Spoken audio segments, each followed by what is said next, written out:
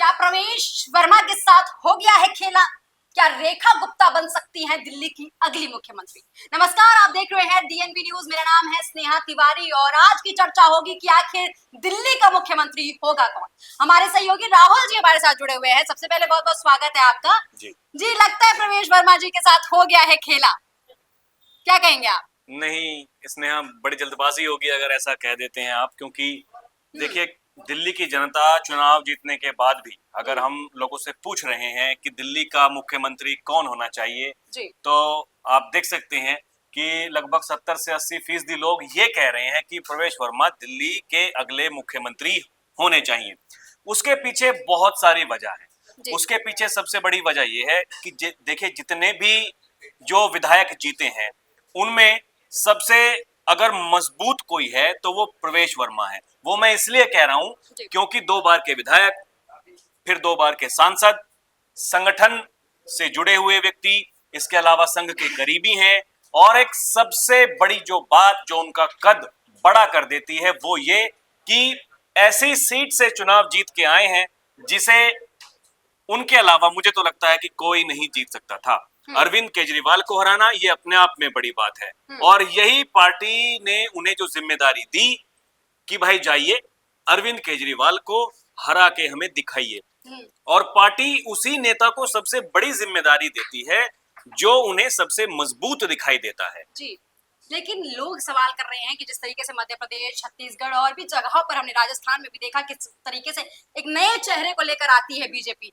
क्या प्रवेश वर्मा के साथ चूंकि इतनी चर्चाएं हो चुकी है, मीडिया चैनल्स वाले लगातार उनके घर पहुंच रहे हैं, उनके गांव पहुंच रहे हैं और भी बहुत सारी चीजें कर रहे हैं, इसके बाद कोई नया चेहरा ना चुनने को मजबूर हो जाए पार्टी का? क्या आपको ऐसा लग रहा है? देखिए, अमूमन ऐसा माना जाता है कि बीजेपी किसी भी चेहरे को लेकर के आ सकती है, कोई नया चेहरा लेकर के आ सकती है, लेकिन दिल्ली में मुझे लगता है क्योंकि विपक्ष मजबूत है। विपक्ष मजबूत इसलिए है कि उनकी 22 सीटें हैं, इसलिए मजबूत नहीं है क्योंकि उनको लगभग 43.5% वोट मिले हैं, जो कि बीजेपी से लगभग 2.5% कम है।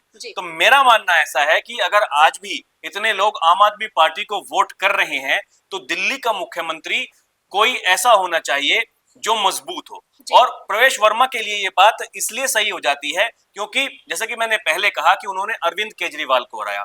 अब देखिए, बड़े जो नाम ये भी चल रहे हैं कि कोई सांसद उनमें से किसी को बना दिया जाएगा मुख्यमंत्री, तो उसके लिए आपको क्या करना पड़ेगा? उसके लिए आपको एक कोई सीट खाली करानी पड़ेगी जहां से उनको चुनाव लड़ाना पड़ेगा, और इस बात का क्या भरोसा है कि किसी सांसद को विधायकी का चुनाव लड़वाएंगे आप और सामने से अरविंद केजरीवाल नहीं खड़े हो जाएंगे? तो क्योंकि ये मुसीबत है बेसिकली बीजेपी के लिए। बिल्कुल, देखिए, और ऐसा बीजेपी बिल्कुल भी करना नहीं चाहेगी। हाँ, देखिए, अगर हम महिला उम्मीदवार के बारे में बात करें, भाई कोई महिला मुख्यमंत्री बन सकती है, ये बात अपने आप में एक मैसेज देने के लिए भी बड़ी बात है, क्योंकि इससे पहले सुषमा स्वराज जो बीजेपी की महिला मुख्यमंत्री थी 1998 तक, फिर शीला दीक्षित मुख्यमंत्री रही लगातार 15 साल, उसके बाद अरविंद केजरीवाल जी आ गए, लेकिन आखिर के समय में हमने देखा कि जब इस्तीफा दिया अरविंद केजरीवाल ने तो मुख्यमंत्री बनाया आतिशी को, और चुनाव तक वो मुख्यमंत्री रही। अब क्योंकि अगर बीजेपी मुख्यमंत्री किसी महिला को बनाती है तो इससे ये संदेश जाएगा कि अभी जहां जहां बीजेपी की सरकार है कोई भी महिला मुख्यमंत्री नहीं है। इस वजह से रेखा गुप्ता का नाम थोड़ा ऊपर हो जाता है। लेकिन जहां तक मुझे लगता है कि किसी महिला को मुख्यमंत्री नहीं बल्कि उप मुख्यमंत्री बनाया जा सकता है। कुछ भी कवायदे हो सकती हैं, लेकिन कितना सही है कितना गलत हो सकता है रेखा गुप्ता का मुख्यमंत्री बनना बीजेपी के लिए? वो देखिए, अगर 4 महिला हैं, जैसा कि मैंने कहा कि किसी सांसद को तो मौका देंगे नहीं, किसी बाहरी को बुलाएंगे नहीं, दिल्ली की कमान नहीं सौंपेंगे। जो विधायक हैं, ऐसी खबरें हैं, और पार्टी कई बार जो पार्टी के नेता हैं वो ये कह चुके हैं कि जो विधायक चुने गए हैं उन्हीं में से किसी को मुख्यमंत्री बनाया जाएगा। बीजेपी की तरफ से 4 विधायक चुन करके आई हैं जो महिला हैं। सबसे पहला नाम रेखा गुप्ता का है, जो शालीमार बाग से चुनाव जीती हैं और लगभग 30,000 वोटों से चुनाव जीती हैं। इसके अलावा उनके पक्ष में जो बातें जाती हैं वो ये कि वो जो राष्ट्रीय महिला की विंग है बीजेपी की, उसकी उपाध्यक्ष हैं। इसके अलावा पूर्व में बीजेपी प्रदेश में भी वो बड़ा पद उनके पास में रह चुका है, महामंत्री वो रह चुकी हैं, निगम पार्षद 2 बार की रह चुकी हैं, और काफी लंबे समय से बीजेपी के साथ हैं, संगठन से भी जुड़ी हुई हैं और संघ की काफी करीबी हैं। तो ये अपने आप में एक बड़ी चीज हो जाती है और इसीलिए रेखा गुप्ता का नाम वो सबसे ऊपर है। अगर दूसरे नंबर पर हम बात करें तो शिखा रॉय, इनकी भी नाम काफी चर्चाओं में रही, क्योंकि इन्होंने मंत्री पद जैसे मंत्री को हराने का काम किया है। केजरीवाल सरकार में मंत्री रहे हैं सौरभ भारद्वाज, और इतनी इस जीत को नामुमकिन सा माना जा रहा था, लेकिन शिखा रॉय ने अगर करके दिखाया है तो क्या इनकी मुख्यमंत्री तक की जो सफर है वो आसान होने वाली नहीं, बिल्कुल। देखिए, अगर एक सबसे बड़ी बात हम माने कि बीजेपी को इस बार जो पंजाबी समुदाय है उसने वोट किया है जी। और ये भी पंजाबी समुदाय से आती हैं। दूसरी सबसे बड़ी बात क्या है कि सौरभ भारद्वाज को हरा करके आई हैं, वो सौरभ भारद्वाज जो 2013 से लगातार ग्रेटर कैलाश से जीतते आ रहे थे और इस बार भी कोई नहीं कह रहा था कि सौरभ भारद्वाज चुनाव हारने वाले हैं। हम भी खुद गए थे वहां पर, तो लोग ये कह रहे थे कि भाई सौरभ भारद्वाज ने बहुत बढ़िया काम किया है। अगर उसके बावजूद शिखा रॉय वहां से चुनाव जीत करके आई हैं, लगभग 3200 वोटों से वो चुनाव जीत करके आई हैं, तो ये अपने आप में उनके लिए बड़ी बात है। दूसरी बड़ी बात यह है कि वो भी पूर्व में निगम पार्षद रह चुकी हैं, तो उन्हें एक तजर्बा है। और इसकी एक अलग बात मैं ये कहूंगा, जैसा कि मैंने पहले कहा कि पंजाबी समुदाय से आती हैं, तो वो अगर वो वाला एंगल आपको लेना पड़ेगा कि लेना आप चाहते हैं कि भाई किसी पंजाबी को जिम्मेदारी दी जाए, उस हिसाब से शिखा रॉय का नाम आ सकता है। ये भी काफी पुराने समय से जुड़ी हुई है बीजेपी के साथ, जी।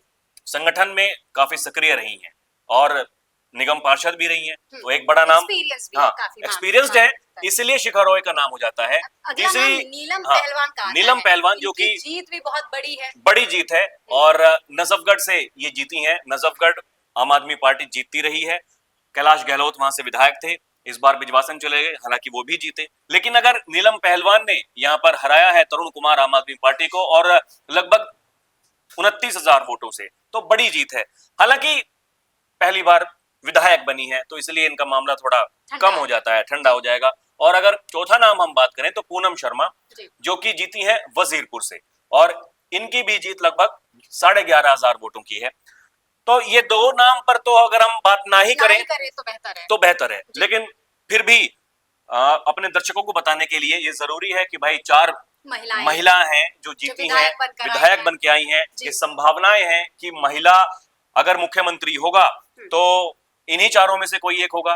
और क्योंकि रेखा गुप्ता, शिखा रॉय, ये दोनों पुरानी लीडर हैं और काफी लंबे समय से जुड़ी रही हैं बीजेपी के साथ में, तो इसलिए इनका कद ज्यादा बड़ा हो जाता है। रेखा गुप्ता की ज्यादा चर्चा इस बात को लेकर है क्योंकि बनिया समाज से आती है। मैं यही पूछना चाहती थी कि अभी तक न्यूज चैनल वाले प्रवेश वर्मा के नाम के साथ तमाम कवायदे लगा रहे थे, लेकिन अचानक ऐसा क्या हो गया कि रेखा गुप्ता का नाम आ गया, सारे चैनल वाले इसी हेडलाइन के साथ जा रहे हैं कि अब रेखा गुप्ता होंगी अगली मुख्यमंत्री। वो इसलिए क्योंकि ये खबरें चली कि भाई कोई महिला मुख्यमंत्री दिल्ली की हो सकती है, और अगर कोई महिला मुख्यमंत्री होती है तो उसमें सबसे बड़ा नाम रेखा गुप्ता का है। क्योंकि देखिए, बहुत सारे समीकरण ऐसे होते हैं जो आपको स्वादने होते हैं।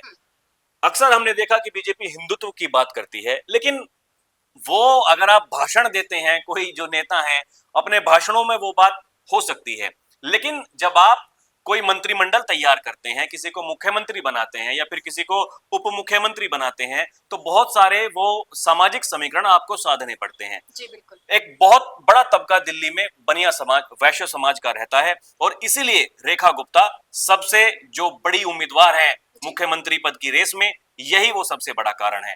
और क्योंकि संघ की करीबी हैं, संगठन में काफी सक्रिय रह चुकी हैं, तो इसलिए जो नाम हमें दिख रहा है कि रेखा गुप्ता, वो इसलिए बड़ा नाम है। और ये तय है कि अगर मुख्यमंत्री किसी महिला को बनाया जाता है तो ये जो 4 महिला चुन करके आई हैं, इन्हीं में से होगा। और क्योंकि ये दो काफी लंबे समय से सीनियर लीडर हैं, इसलिए शिखा रॉय या फिर रेखा गुप्ता, इनमें से कोई नाम। और क्योंकि रेखा गुप्ता, जैसा कि मैंने कहा कि संघ की गरीबी है और पहले भी कई जो बड़े पद हैं उन पर रह चुकी हैं, इसलिए उनका नाम बड़ा हो जाता है। तो अब मान लिया जाए कि जो लड़ाई 12 चेहरों की थी कि कौन होगा मुख्यमंत्री, वो 2 चेहरों पर आकर अटक गई है कि इन दोनों नाम में से कोई हो सकता है। नहीं, बीजेपी को जाना जाता है हमेशा देखिए नए नए नाम लाने के लिए। मुझे ऐसा लगता है कि क्या पता इन्हीं जो जिनका नाम हमने अलग कर दिया, इन्हीं में से वो नाम हो, या फिर जहां हम सोच नहीं पा रहे हैं जो विधायक पहली बार चुन करके आए हैं, बड़ी चर्चा ये भी चल रही है कि किसी पूर्वांचली को मौका दिया जा सकता जी, है। बिल्कुल। वो इसलिए क्योंकि बिहार का चुनाव सामने है। जी। दिल्ली तो भाई बीजेपी के लिए एक टफ फाइट थी, लेकिन दिल्ली जीत चुके हैं और अब जो अगला मकसद है वो बिहार है। बिहार अगला टारगेट है। और वो क्या कहते हैं कि लक्ष्मी आंखों की तरफ निशाना रहता है हमेशा। बीजेपी के जो चाणक्य हैं वो सब नाप तोल के तब फैसला करते हैं, चाहे वो क्षत्रिय समाज हो, चाहे वो महिला हो, चाहे वो ब्राह्मण समाज हो, चाहे वो जाट समाज हो, सबका लेखा जोखा रखते हैं और सबको खुश करने के बाद ही कोई फैसला लेते हैं। लेकिन जो पूर्वांचली जीत करके आए हैं उनमें से एक दो ही नाम हैं जी। जो कि सक्रिय हैं और जिन्हें कहा जा सकता है कि भाई उन पर दांव लगाया जा सकता है। एक अभय वर्मा जी। नाम है और एक गोंडा से जो विधायक बने हैं, मैं नाम उनका भूल रहा हूँ। मनिंदर सिंह सिरसा। नहीं, गोंडा से जो जीते हैं और उनका थोड़ा नाम चल रहा है कि भाई वो बन सकते हैं। पिछली बार भी अजय महावर, अजय हाँ, महावर, जी। पिछली बार भी वो चुनाव जीते थे, लेकिन अब की बार एंटी इनकम्बेंसी होने के बावजूद वो फिर से चुनाव जीते हैं लगभग 20,000 वोटों से। लेकिन पूर्वांचली को बना देंगे क्योंकि बिहार चुनाव सामने है, तो ये मुझे नहीं लगता कि कहीं ना कहीं इसमें मुझे सच्चाई बहुत दम नहीं लग रहा हाँ, आपको। हाँ। दम नहीं लग रहा। मेरा अगर अनुमान है तो ऐसा नहीं होने वाला है। जी। सबसे मजबूत दावेदार मैं आज भी मानता हूं, अब भी कहता हूं कि प्रवेश वर्मा है। प्रवेश वर्मा है। वही मैं कहना चाहती हूँ कि प्रवेश वर्मा और रेखा गुप्ता मान लिया जाए कि ये लड़ाई है। हाँ बिल्कुल, और क्योंकि देखिए पार्टी के भीतर भी बहुत एक बड़ा वर्ग ऐसा है जो कि चाहता है कि प्रवेश वर्मा मुख्यमंत्री बने। जी। ऐसा मैं इसलिए कह रहा हूं कि देखिए पार्टी पहले से तय कर लेती है। अगर किसी को सांसद को बनाना होता या फिर और किसी को बनाना होता तो उसको विधानसभा का टिकट दिया जाता कि भाई जाइए चुनाव जीतिए, कोई बात नहीं, बाद में जो होगा देखा जाएगा। लेकिन अगर आपने मौका नहीं दिया और उसको मौका दिया जिसका लोकसभा में आपने टिकट काटा था, कह सकते हैं, जिसको आराम करने के लिए कहा गया था, तो प्रवेश वर्मा के लिए पहले से ही मुझे लगता है कि एकदम पूरा का पूरा मामला सेट है। बशर्ते ये कहा गया है कि भाई ज्यादा हाईलाइट मत होइए क्योंकि अभी बहुत लंबा समय बाकी है। उसके लिए उस लिहाज से मैं कह सकता हूं, अब बहुत सारे राजनीतिक जानकार ये भी कह रहे हैं कि भाई प्रवेश वर्मा को मौका नहीं देंगे क्योंकि अगर जाट को किसी को मौका दे दिया तो फिर जो दूसरे वाले हैं भाई वो नाराज हो जाएंगे। लेकिन ये भी अपने आप में बड़ी बात है कि कोई जाट मुख्यमंत्री नहीं है जी। और इस बार हमने देखा कि भर भर के वोट दिया है जाटों ने बीजेपी को। और आज भी मैं गांव से वहां से फोन आ रहे थे तो लोग मुझसे बात ये कर रहे थे कि भाई किसकी बातें चल रही हैं, तो उन्होंने कहा कि भाई हमने कहा कि भाई देखेंगे क्या होता है क्या नहीं, हम भी आपके जैसे ही हैं। बीजेपी पता नहीं क्या कर देगी, लेकिन लोगों का ऐसा मानना है कि प्रवेश वर्मा को बनना चाहिए। और ये दिल्ली में ही नहीं, पश्चिमी उत्तर प्रदेश, वहां से भी लोग ये चाहते हैं कि प्रवेश वर्मा मुख्यमंत्री बने दिल्ली के, क्योंकि बहुत सारी उम्मीदें होती हैं लोगों की। जी। अब काफी महत्वपूर्ण बैठकें भी हो रही हैं, काफी चर्चाएं चल रही हैं। जो शीर्ष नेता हैं वो भी बैठे हुए हैं, लगातार मंथन कर रहे हैं कि आखिर किसको बनाया जाएगा अगला मुख्यमंत्री। क्या लगता है आपको, कितना और समय इंतजार करना पड़ेगा दिल्ली की जनता को अपना नया मुख्यमंत्री पाने के लिए? जब तक नरेंद्र मोदी विदेशी दौरे से नहीं आएंगे, विदेश दौरे से, तब तक तो कुछ भी होगा नहीं। जी। हालांकि ऐसा भी हो सकता है कि सब कुछ सेट बीजेपी ने कर, जैसे कि हमने कहा कि पहले ही कर लिया है या फिर कर लिया हो, लेकिन प्रधानमंत्री के आने के बाद ही विधायक दल की जो बैठक होगी उसमें नाम तय होगा और तब तक तो हमें दर्शकों को इंतजार करना ही होगा। ठीक है। तो रेखा गुप्ता और प्रवेश वर्मा की जो लड़ाई चल रही है, जो नाम चल रहे हैं, जो चर्चाएं चल रही हैं, वो हमने आप तक पहुंचाने की कोशिश की। कौन होगा दिल्ली का मुख्यमंत्री ये आगे आने वाला समय ही बताएगा। ना कोई चैनल, ना ही कोई और दावे ये बता सकते हैं कि आखिर दिल्ली का मुख्यमंत्री कौन होगा, क्योंकि बीजेपी सरप्राइज देने के लिए जानी जाती है। लेकिन फिलहाल तब तक दिल्ली की जनता को करना होगा इंतजार, कौन बनेगा अगला मुख्यमंत्री। इसके लिए ऐसी और तमाम खबरों के लिए देखते रहिए डीएनपी न्यूज।